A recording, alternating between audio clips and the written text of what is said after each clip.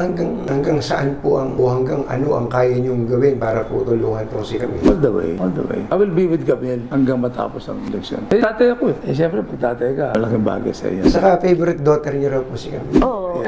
Only. Hindi naman, ako nag-enjoy Favorite din ako na kasama si Camille. Nag-enjoy din ako. Marami rin ako natututuhan. Hindi nakakaikot ka sa Pilipinas. Siyempre, dadalaw ko din yung isa. Gusto ko pumunta sa palengke. Yan, mga dati kong ginagawa. Nagtitinda ako sa palengke. Dadalaw mo yung mga politiko na luma na. Iba talo na, pero dadalaw mo. So, parang nare-reminisce ko yung past. And malaking bagay din. Alam niyo po, minsan, nasa palengke ako sa Bacolod. Tapos, pag-ikot ko po, sabi po nung tindera doon sa niya, yung papa mo, naglinis ng isda dito. So, naalala pa siya. Siya naman yung umikot. So, nakakatuwa. Ano pakiramdam yun? Narinig niyo yung sabi ni Senator Villar na all the way? Oo naman. Talagang yun ang nagbibigay sa akin ng lakas ng loob. Pati rin yung suporta ng mama ko, ng pamilya ko, ng kuya ko. Talagang minsan pag nahihirapan ako, talagang sila yung tinatakbuhan ko. Pati yung kuya ko, parehong kuya ko. Talagang hindi, kaya mo yan.